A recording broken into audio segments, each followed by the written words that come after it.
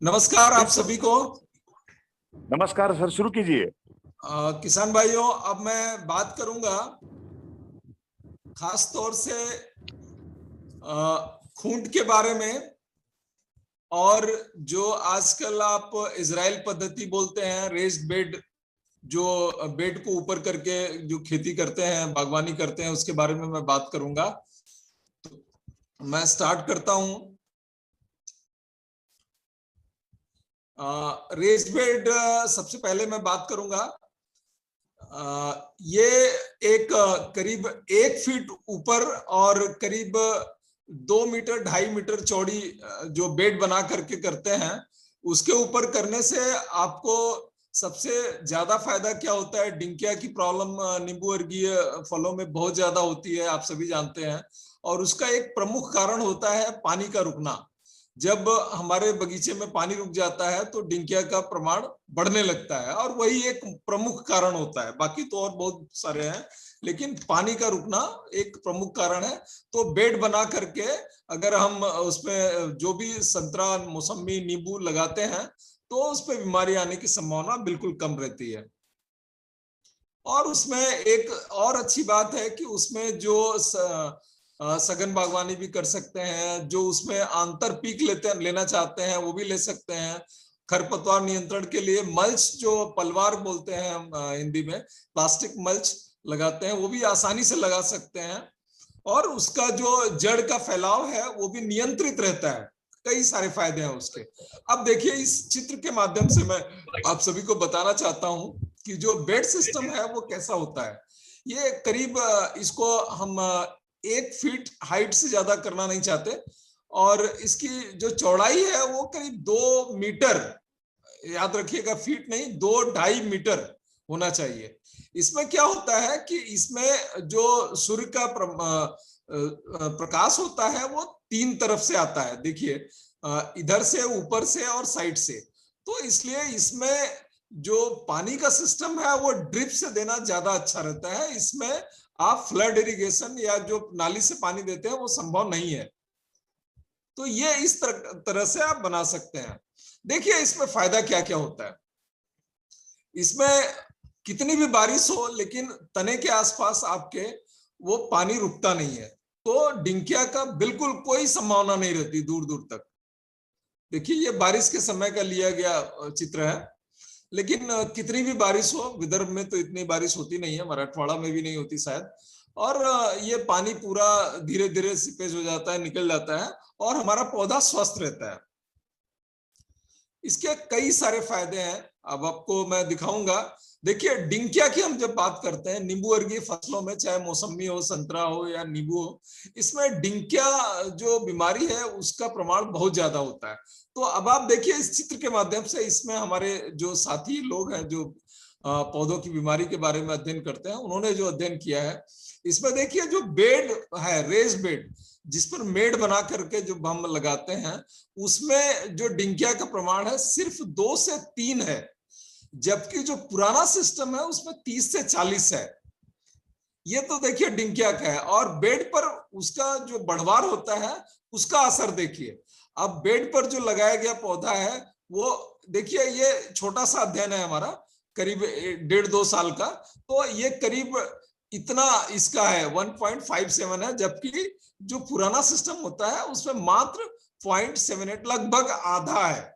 तो बढ़वार, ये तो अभी शुरुआत के हैं, बढ़वार की स्थिति है, बाद में और ज्यादा स्थिति क्लियर होती जाएगी। संतरे हैं, हमने बेड पर लगाए हुए हैं।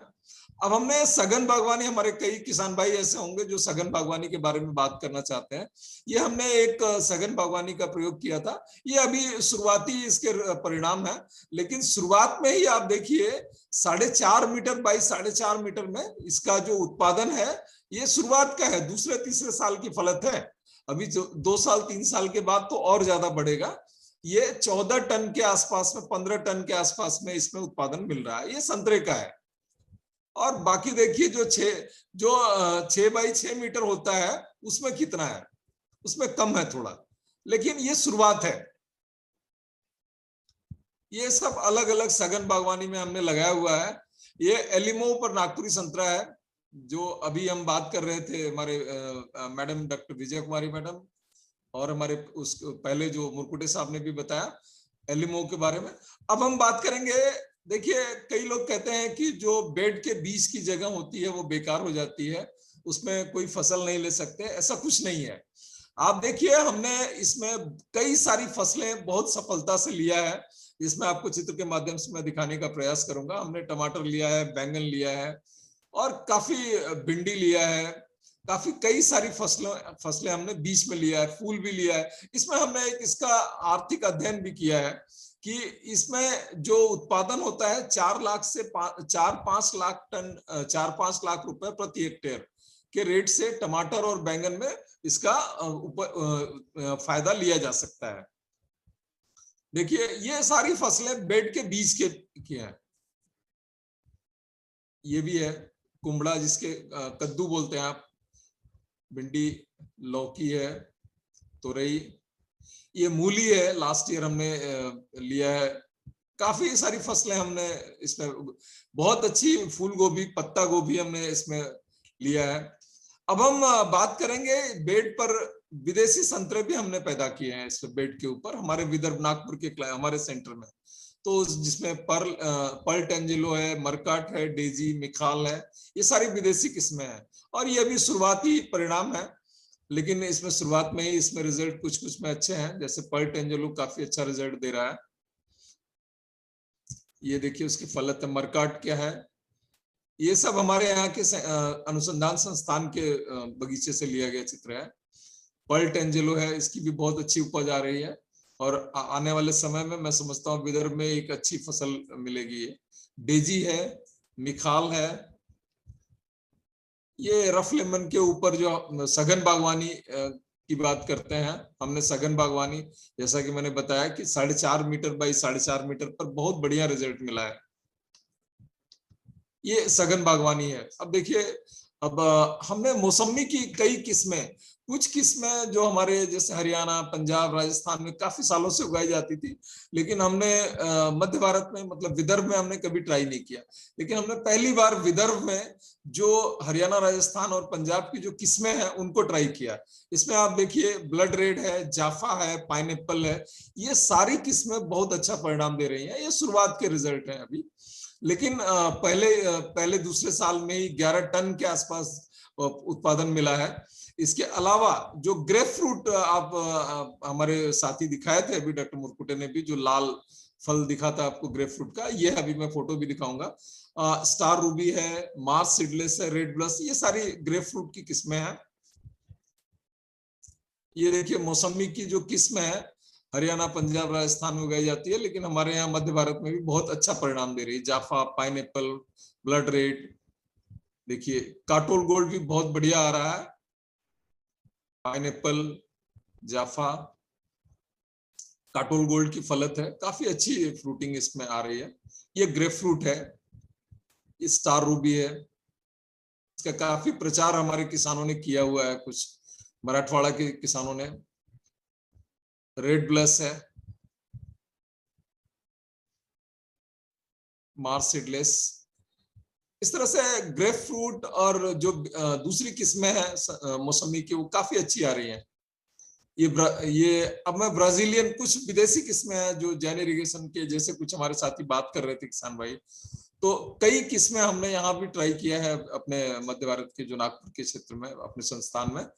तो उसमें काफी अभी शुरुआत के रिजल्ट है ये, लेकिन हमें उम्मीद है कि आने वाले 2-3 सालों में हम कई किस्में हमारे मध्य भारत के किसानों को या मराठवाड़ा के जो मौसमी वाले क्षेत्र हैं उनको दे पाएंगे।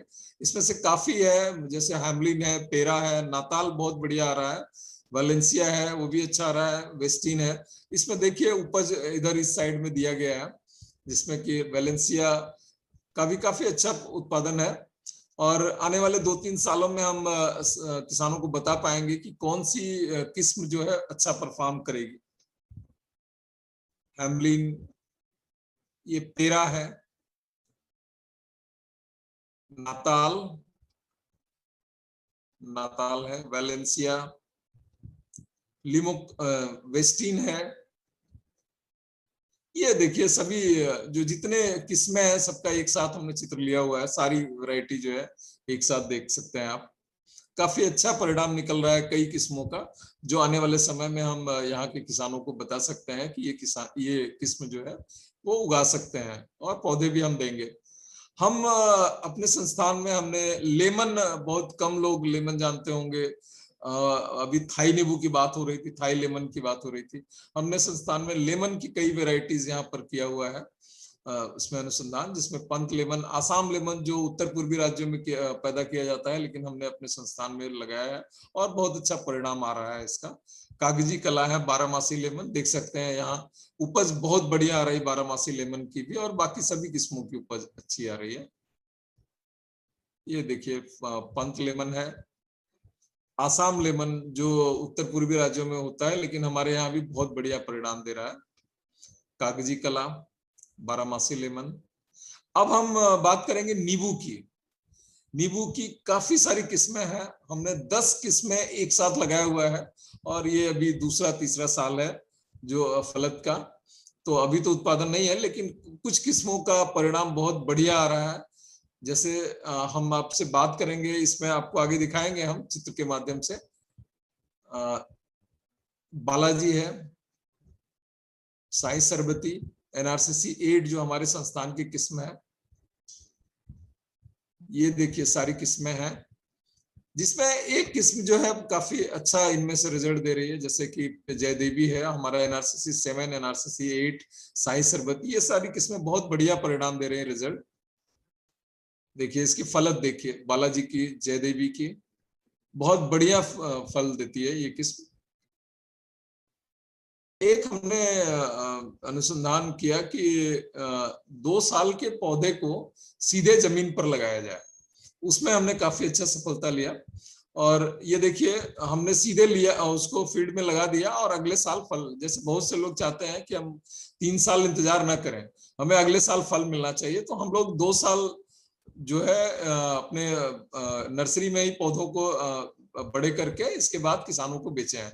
तीसरे साल से फलत शुरू हो गई, ये हाल है इसमें, बहुत अच्छा रिजल्ट आया इसमें। देखिए ये हाल है इसमें, जो 3 साल के पौधे का इसमें जड़ है वो इतना है, देख सकते हैं यहाँ, और ये 1 साल का पौधा है, तो काफी अंतर होता है। और फील्ड में जाने के बाद भी परिणाम बहुत अच्छे आए हैं इसमें। मेड़ पद्धति पर इसमें उपज बहुत अच्छी आ रही है। भुरभुरी मिट्टी होने की वजह से जड़ का विकास काफी अच्छा होता है। जल निकास, जैसा कि मैंने बताया कि जल निकास बहुत अच्छा होने की वजह से डिंकिया रोग की संभावना बिल्कुल नहीं रहती है, और उसमें अंतर फसलें जो है बहुत अच्छी तरह से उगाई जा सकती हैं। अब इसमें काफी सारी किस्में हमने मौसमी की, जैसे बताया जाफा, पाइनएप्पल, ब्लड रेड, और इसके साथ साथ जो ब्राजील की किस्में हैं, नाताल है, पेरा, वैलेंसिया, वेस्टिन, बहुत अच्छा परिणाम दे रही हैं। बारामासी लेमन, आसाम लेमन, और नींबू की कुछ किस्में जैसे जयदेवी, NRCC 8 बहुत अच्छा रिजल्ट दे रही हैं। इसके साथ साथ बैंगन, भिंडी, टमाटर और मूली, बहुत सारी जो सब्जियां हैं, पत्ता गोभी, फूल गोभी, काफी अच्छा रिजल्ट दे रही हैं हमारे जो बीच में, जो बेड के बीच में। ये एक चित्र मैं किसान भाइयों के लिए खास तौर से शेयर करना चाहूंगा। इसमें आप अगर इसकी पाइप है, इसमें कुछ नहीं है, इसको दिखाने के लिए पाइप को हमने खुला रखा है। इसमें 2 फीट हाइट यूज किया है इसको, पाइप को। पाइप वही है जो आप घरों में इस्तेमाल करते हैं पानी निकालने के लिए, और 2 इंच डायमीटर की। इसको लगाने से जो फांदी आती है साइड में वो आना बंद हो जाती है, और पौधे की बढ़वार जो है ऊपर की तरफ होती है। बहुत बढ़िया रिजल्ट इसका आया है। अब मैं बात करूंगा खूंट की, जो कि आप लोग जानते हैं कि सिर्फ हमारे जो मध्य भारत है या मराठवाड़ा है, हम लोग जंभीरी, रंगपुर लाइन, ये 2 ही खूंट ज्यादा इस्तेमाल करते हैं। हमने अपने संस्थान में करीब 55 खूंट इस्तेमाल करके हमने देखा है संतरे के लिए, और मौसमी का भी अनुसंधान चल रहा है। नींबू के लिए भी हमने 20 खूंट इस्तेमाल किया, जिसका रिजल्ट मैं आप सभी को दिखाऊंगा। उसका क्या असर होता है ये हमें जानना बहुत जरूरी है।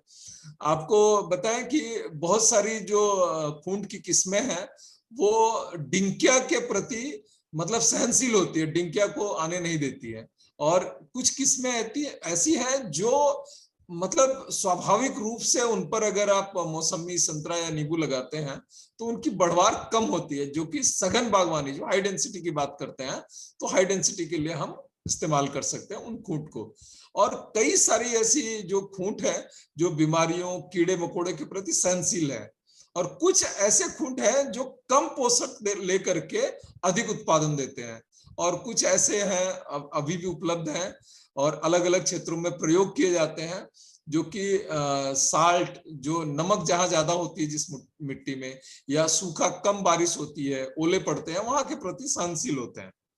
बहुत सारे उसका प्रभाव है, जैसे उसकी बढ़वार पर असर होता है, फलों के आकार पर, प्रोडक्शन जो कि सबसे महत्वपूर्ण बात है, उत्पादन ही हम ज्यादा देखते हैं तो उसके ऊपर प्रभाव डालता है, फल में रस की मात्रा कितनी है, और ये सारी चीजें, जड़ के फैलाव और उसकी क्षारीयता के ऊपर भी प्रभाव पड़ता है इसका।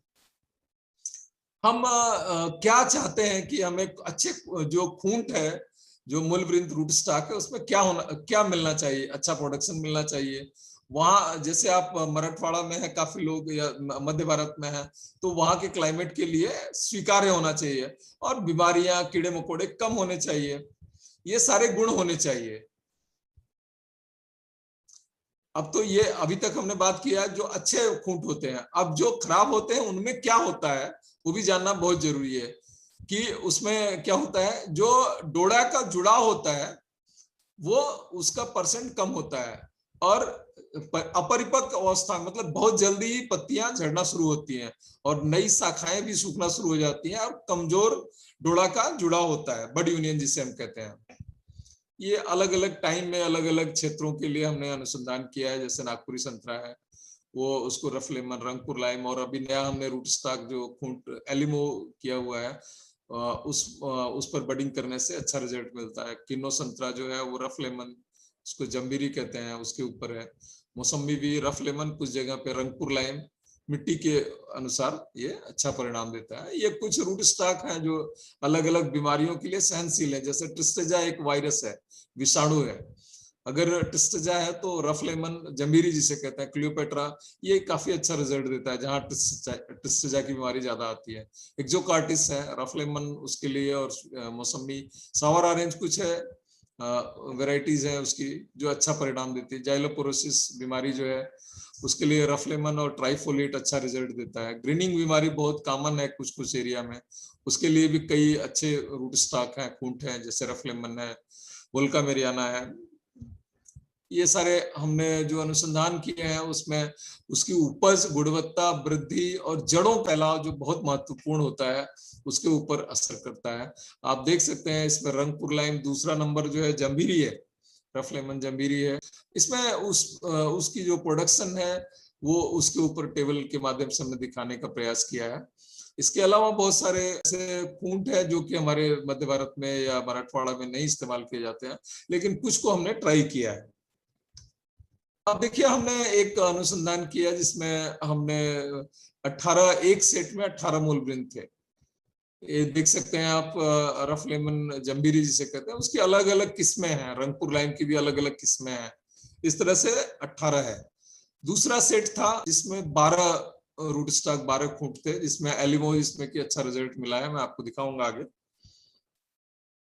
अब देखिए, ये एलिमो के ऊपर जो लगाया गया था संतरा, उसमें एलिमो ने ज्यादा पोषक तो लिया लेकिन प्रोडक्शन भी ज्यादा दिया है, आपको दिखाऊंगा मैं आगे की स्लाइड में। देखिए यहाँ, अब इस स्लाइड में ये नागपुरी संतरे का रिजल्ट है, जिसमें एलिमो का उत्पादन जो है बाकी जम्बीरी, रंगपुर लाइम जो है ये उससे लगभग दुगना है। 21 टन उत्पादन एलिमो के ऊपर संतरे का मिला है हमें, और ये अनुसंधान हमने करीब करीब 20 सालों तक किया हुआ है। 20 साल का रिजल्ट है कि हमने, आज हम बात करते हैं कि हमारे पास में एक ऐसा खूंट है जो कि मध्य भारत के लिए या देश के कई हिस्सों के लिए काफी अच्छा रिजल्ट दे रहा है। ये एक अगला प्रयोग था जिसमें रफ लेमन और रंगपुर लाइम की अलग अलग किस्में थी। हाँ, अब हम बात करेंगे, अभी तक तो हमने संतरे की बात किया। नींबू के लिए भी, नींबू सामान्य रूप से लोग बीज से तैयार करते हैं, लेकिन अगर रूट स्टॉक या खूंट इस्तेमाल करते हैं तो उसके कई फायदे हैं। बीमारी कम आती है, प्रोडक्शन भी अच्छा आता है, और पौधों को साइज में उसको कंट्रोल किया जा सकता है। इसमें भी आप देखिए 19 नंबर जो है एलिमो है, सिट्रस मैक्रोफिला इसका वैज्ञानिक नाम है, 19 नंबर, जो कि काफी अच्छा रिजल्ट दिया है। यहाँ देखिए इसमें जो 19 नंबर है, अब देखिए इसमें प्रोडक्शन कैसा है। जो सामान्यतः बीज से जो पैदा किए जाते हैं पौधे, उसमें 6 टन 7 टन पर हेक्टेयर के आसपास उत्पादन मिलता है, लेकिन जब हमने एलिमो का प्रयोग किया नींबू के लिए तो 16 टन तक उत्पादन मिला। और हाँ, ये बात भी बहुत समझने वाली है कि एलिमो में एक गुण है कि वो ज्यादा खा करके उत्पादन ज्यादा देता है। यहाँ देखिए 19 नंबर, इसने जो नाइट्रोजन है, जो आपका कहेंगे नत्रजन, फास्फोरस, पोटास और सूक्ष्म पोषक तत्व, वो ज्यादा लिया है और ज्यादा लेकर के उत्पादन ज्यादा दिया है, खा करके बेकार नहीं किया है। ये अलग अलग मूल वृंतों का जो डोडा का जोड़ होता है वो बताया गया है। ये कुछ चित्र है, एलिमो के ऊपर नागपुरी संतरा है। ये एलिमो अच्छा रिजल्ट क्यों देता है हमें समझना बहुत जरूरी है।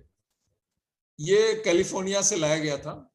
एलिमो पर जो संतरा या मौसमी या नींबू लगाया जाता है, उसकी जड़ें जो है, ये अच्छा रिजल्ट क्यों देता है ये समझना बहुत जरूरी है। इसकी जड़ें गहरी जाती हैं, जिससे वो पोषक तत्व अच्छा लेता है। इसमें विषाणु और सोरोसिस एक्सोकॉर्टिस जो विषाणु है उसके प्रति सहनशील है, फाइटोथोरा डिंकिया के प्रति सहनशील है, मध्यम बढ़वार होती है इसमें।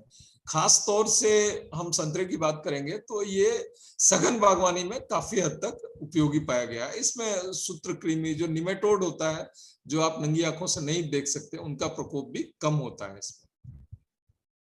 नींबू के लिए भी इसमें काफी अच्छा प्रोडक्शन मिला है, जैसा कि दिखाया मैंने आपको। एक दूसरा खूंट था चेस्ट्रफ्लेमन, जिसमें बीज उसमें नेचुरली कम बीज थे उसके ऊपर, और बाकी रूट स्टॉक में कुछ में कैंकर कम था, क्लियोपेट्रा मैंड्रिन में। तो हमारा जो निष्कर्ष निकलता है कि एलिमो नागपुरी संतरा एवं नींबू दोनों की बागवानी में सबसे अच्छा पाया गया।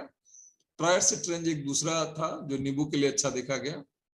ये एलिमो के ऊपर नागपुरी संतरा है, देखिए ऐसी फलक थी संतरे की। ये इसका डोड़ा जो जुड़ाव कहते हैं ना, बड यूनियन, वो है एलिमो के ऊपर।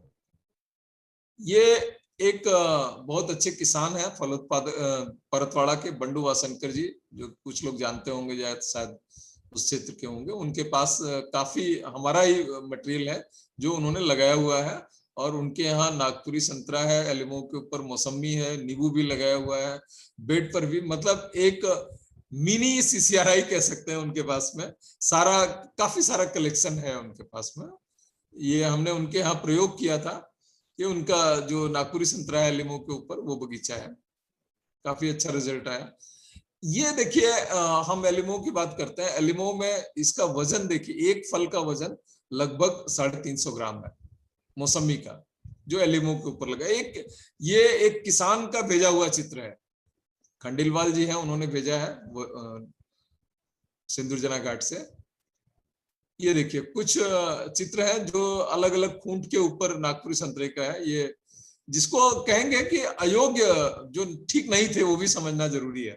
जो जिसमें देखेंगे आप बोतल के समान गर्दन दिख रही है ऐसे, ये काफी कई बार ये यहाँ क्रैकिंग शुरू हो जाती है, फटना शुरू हो जाती है। यहाँ ये यहाँ पर ये ट्रायर सिट्रेंज है, रफ लेमन डिंकिया का देखिए यहाँ। ये एक सित्रिनाई, एक विदेशी है, ये फ्लाइंग ड्रैगन है, ट्राइफोले, चेस्ट्रफ्लेमन के ऊपर नींबू है, चेस्ट्रफ्लेमन। एक मध्य भारत में कुछ परेशानी आ रही संतरे की, वाइबार की, उसके बारे में थोड़ी सी चर्चा करूंगा, जिसमें कि फल खराब हो जाते हैं, जिसमें कि रूट स्टॉक का या खूंट का बहुत रोल देखा हमने। यहाँ देखिए फल जो है उसका टेस्ट खराब हो जाता है, फल ऐसे लंबे हो जाते हैं, ऐसे ऐसे दिखते हैं ये, जिसका कि मार्केट वैल्यू कुछ नहीं होता है, और किसान काफी कई बार 30% से लेकर के 40% तक फल ऐसे मिलते हैं इसमें बगीचे में। इसमें लगातार, उसका कारण हमने देखा है कि क्यों होता है ऐसा। लगातार जमीन में जब नमी बनी रहती है और पानी नहीं निकल पाता है, तब ऐसी स्थिति होती है। उसमें एब्सिसिक अम्ल के स्तर में वृद्धि हो जाती है। और सबसे बड़ा कारण जो देखा हमने कि गलगल जो खूंट है उसके ऊपर जब संतरा लगाया जाता है तब इसका प्रमाण और ज्यादा होता है। और ये कुछ हमने साइंटिफिक जो हमने स्टडी किया है, वैज्ञानिक अनुसंधान, उसका रिजल्ट दिखाया हमने। ये अब मैं बात करूंगा कि जो खूंट है उसका वाइवार के ऊपर कैसा प्रभाव पड़ता है। देखिए यहाँ जब हमने गलगल के ऊपर सबसे ज्यादा जो वाइवार के फल दिखे, जबकि रंगपुर लाइन में कम थे, और सबसे कम दिखा एक सेक्वासा रफ लेमन हाइब्रिड खूंट है उसके ऊपर सबसे कम दिखा। हमारे एक किसान भाई ने सुबह फोन किया था कि और बातचीत में भी शायद सुन रहे होंगे मेरी बात, कि हमें एलिमो की पत्ती कैसे पहचान सकते हैं, उसका डीएनए फिंगरप्रिंटिंग करना है या कुछ और जांच करनी है। मैं किसान भाइयों आप लोगों को बताना चाहता हूं कि आपके बगीचे में कौन सा खूंट इस्तेमाल किया गया है, आप उसके नीचे से जो फांदी निकलती है उनकी पत्ती को देख करके आप पहचान सकते हैं कि आपके बगीचे में जो पौधा लिया था, खरीदा था आपने, उसमें खूंट कैसा है। अब देखिए रंगपुर लाइन की पत्ती कैसी दिख रही है, यहाँ देखिए क्लियर कट है। अगर रंगपुर लाइन आपके बगीचे में है, रंगपुर लाइन के ऊपर मौसमी है या संतरा है, तो उसकी पत्ती कैसी दिखती है। रफ लेमन जंभीरी जिसे कहते हैं उसकी पत्ती कैसी दिखती है। गलगल जो एक सबसे मतलब रूट स्टॉक नहीं कहेंगे, ये हिमाचल में इस्तेमाल किया जाता है इस फल को काफी अचार वगैरह के लिए, लेकिन उसका बीज जो है कुछ किसान जो है सस्ते में पा जाते हैं तो वो लोग इस्तेमाल करते हैं। तो गलगल की पत्ती कैसी दिखती है, अगर आपके बगीचे में गलगल के ऊपर मौसमी लगाई गई है या संतरा लगाया गया है तो आप कैसे पहचानेंगे। तो फांदी निकलती है तो उसको देखिए आप, नीचे की फांदी जो डोड़ा के नीचे होता है हिस्सा, उसकी पत्ती को देखिए, यहाँ क्लियर कट एकदम दिखेगा आपको, उसका शेप जो है एकदम अलग दिखेगा। तो इन चारों, अब मैं लास्ट में मैं गलगल एलिमो की बात करूंगा गलगल के बाद में। अब एलिमो की पत्ती में नीचे देखिए, नीचे एक छोटी सी पत्ती और लगी रहती है, एकदम अंतर एकदम साफ दिखाई देता है। तो जो भी किसान भाई नहीं जानते हैं कि एलिमो हम कैसे पहचाने, वो बिना कोई महंगी जांच कराए आप पता कर सकते हैं पत्तियों के माध्यम से कि हमारे बगीचे में जो पौधा लगाया गया है संतरा, मौसमी या नींबू, वो गलगल पर है, रफ लेमन या जंबीरी के ऊपर या एलिमो के ऊपर। क्योंकि कुछ लोग बेचते हैं, बोलते हैं कि हमने जंबीरी के ऊपर लगा दिया है, पौधा बेच रहे हैं, या एलिमो के ऊपर, तो आप नीचे फांदी निकलती है तो उससे पता कर सकते हैं। तो एलिमो का सबसे अलग है, गलगल भी बिल्कुल अलग दिखता है, रफ लेमन और जंबीरी जिसको कहते हैं आप, और रंगपुर लाइन, चारों में साफ पहचान है।